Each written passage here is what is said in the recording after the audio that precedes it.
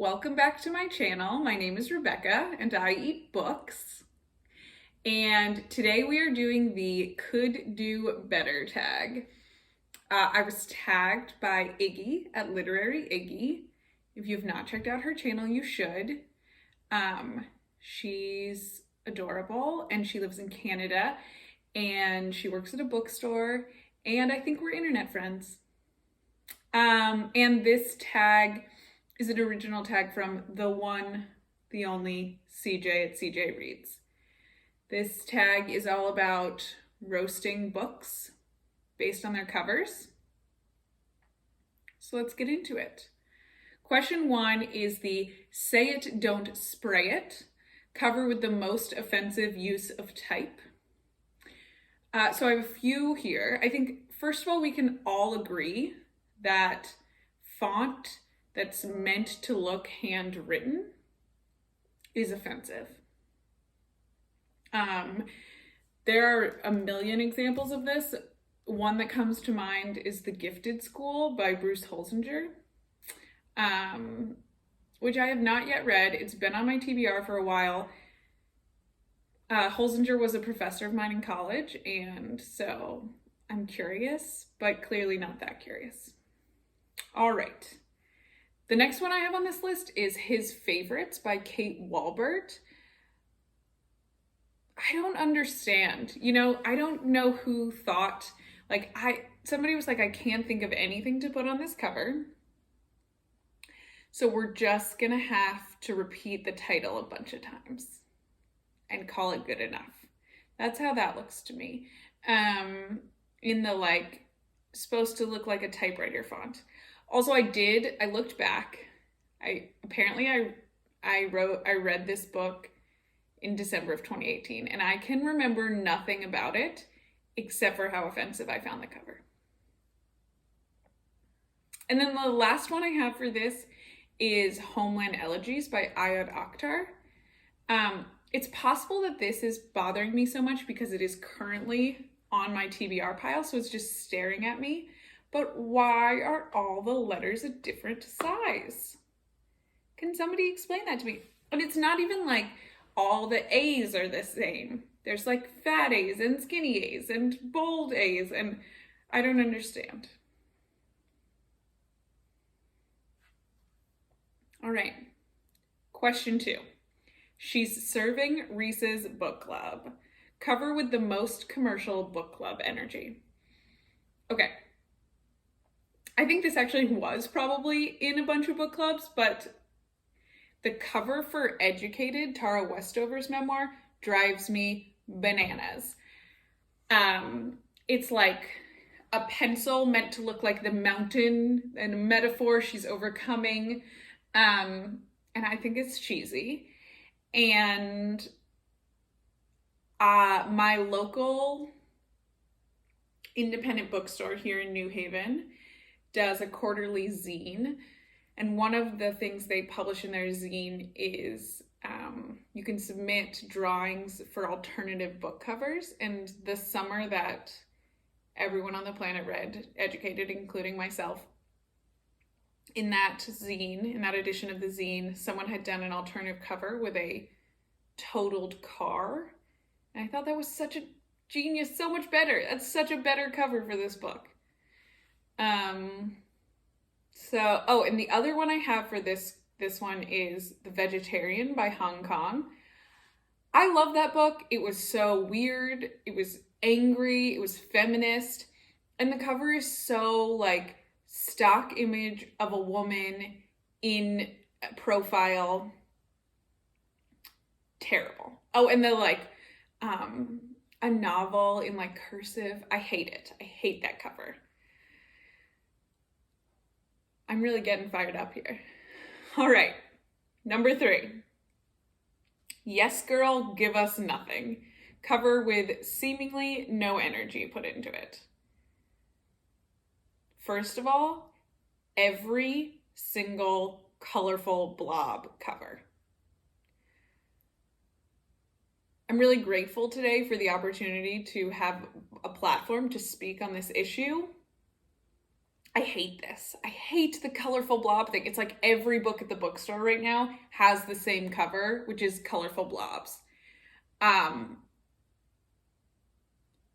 Big no for me. Big pet peeve. The other one I think for this category is Know My Name by Chanel Miller, her memoir. I loved this book. The cover is meant to resemble kintsugi, which is like the art in Japan of highlighting scars and breaks with gold instead of hiding them. And I think that is clever for what the content of the book is, but I think it's no good. It's no good as a book cover. Could do better. Number 4, A Face Only a Mother Could Love. Cover that is so hideous, but the book is so good, you can't help but keep it around. As far as I'm concerned, there's like truly only one answer for this, and it is the Neapolitan Quartet. The truly like the worst covers on the planet. These covers are so bad and cheesy that you are like embarrassed to read them in public. And like sometimes when people don't know anything about these books and I give them to them or I recommend them, they're like, are you sure? All the covers have like cheesy photography where you can't see the faces and they're sort of like blurred, out of focus. There's one with fairy wings. Terrible. Truly the worst.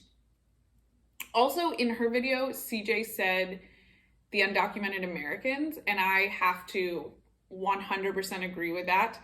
Fantastic book. Terrible cover. No shade to Carla Conejo Villavicencio, who I'm sure is watching this. But that cover looks like something I would have loved when I was 13 and I shopped at the mall and wore like black eyeliner on my bottom eyelid. Like I would have thought at the time like, ooh, this is edgy. All right, number 5.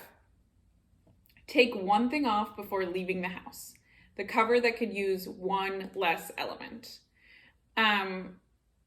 So for this one, I think Infinite Country by Patricia Engel. I think that this cover is really close to cool. But it has just a little bit too much going on for me. It's got the animals and the ombre and the sideways writing and a novel in the circle. And then the one that really kills me about this is the blurb on the cover. I think that's disrespectful. You put blurbs on the back of books, you let the author have the cover. Right? Am I wrong? That's what I think. The other one I put for this is A Children's Bible by Lydia Millett. So much going on here. There's like the different color font and the font like coming off the page and the burnt edges with like maybe fire in the background and fading and different colors. There's just like way too much here. And then I'm curious, what do we think about No One Is Talking About This, the new Patricia Lockwood? I have to say that when I saw this cover online before the book came out, I thought it was ugly. I thought it was like way too much. But then in person, it grew on me. So what do we think? Is this too much or is this just enough? All right, number 6, Hypebeast. The cover that is clearly going for all the trends at the same time.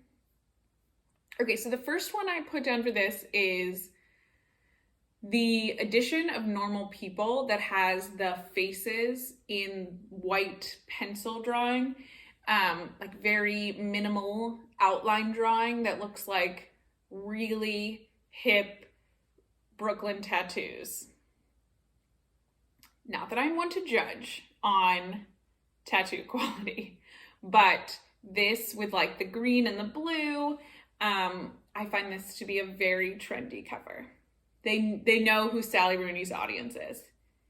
And it's me, to be fair. And then I think like the perfect, all of the trends is Betty by Tiffany McDaniel. So this one's got those colorful blobs that you know I love. It's got millennial pink.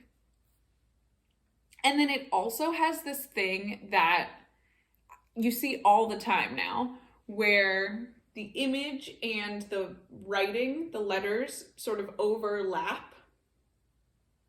And it's like book cover designers just discovered layers on Photoshop. And now everyone is doing it. It's like, ooh, let's add dimension to our books. Now that you've heard it, you will not be able to unsee it. Trust me, it's everywhere. All right, that was all the questions for the Could Do Better tag. I hope you enjoyed me being real sassy. I'm gonna go ahead and see if Ben Green wants to take a stab at this, or the secondhand librarian, Taylor, or anyone else who's interested in just getting a little steam out. Feels good. All right. Thanks for watching. See you soon.